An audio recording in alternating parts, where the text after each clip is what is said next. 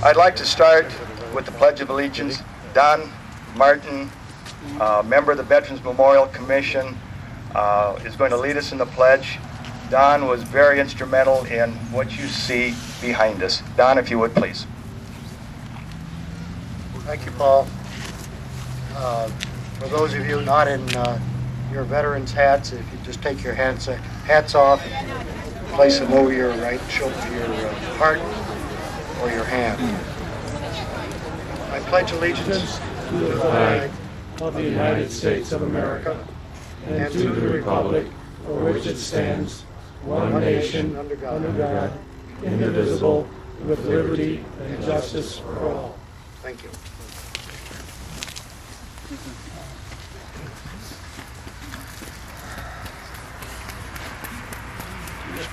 My granddaughter, our granddaughter. Good morning. I'm Paul Baumann, former commander of the Lindenhurst VFW Post 4894, and also mayor of the village of Lindenhurst from 1991 through 2003. I also chaired the Veterans Memorial Commission, and the commission is responsible for what you see in front of you. Please take a close look at it, and then in a very private moment, stand in front of the signage that's here to my right. Read the words, think about the words, and reflect. This memorial is a place to reflect. This memorial was dedicated November 11th, 2006, just 5 months ago. Dedicated to honor those who have served, are currently serving, and to those who will serve in the future. I was asked to organize this rally by a group of fellow veterans who felt it was important for the truth to be heard.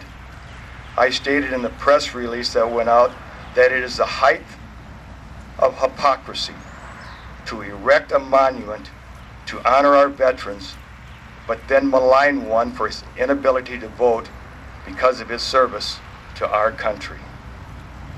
I'd like to introduce Ray Henry, 5th District Senior Vice Commander of Illinois. Ray, if you would, please.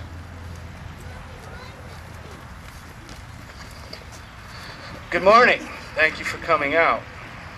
First of all, I have a statement from our 5th District Commander, Bill Orley. I'd like to read. Voting in the military. All personnel serving in the military consider it a privilege and an honor to be able to vote. Sometimes it is very easy to get to vote, and sometimes it's very difficult or may not be able to at all. When in the military service, you have the right to vote by absentee ballot, no matter where you are stationed at. You are given enough time to vote in your ballot to get back to your polling place and to be counted on election day. Under normal conditions, everything works well with the election process, but there are times when it doesn't. And being in the military is when this can happen. When at the normal duty station, you are stationed there past the election day, you have no problem in getting your absentee ballot and getting it back to the United States and to your polling place to be counted on time. There will be time when you are to rotate home, and there will be time when you can vote at your own polling place. Then you have a problem when the person in the military is to rotate home at a certain time when he would be able to vote in person. But the military does one of its last-minute moves to extend the military person beyond the date of election day. In this case, the military person will not be home on election day, and it is too late to get his absentee ballot. So due to no fault of their own, they were not able to vote and had every intention to vote. But in the military, this does happen from time to time when protecting our country. I hope this clears up the issues that military personnel when trying to vote and serving their country.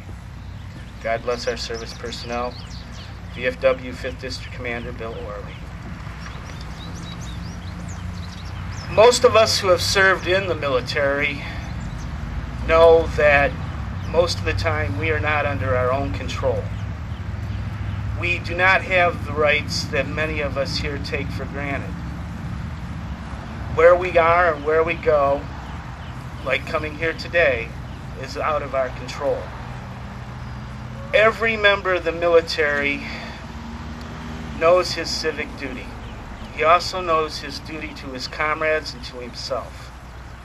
When Pat's overseas, his duty to his comrades and to himself to take care of his unit and himself to bring back home is more important than many of the things that are going on back here in the United States.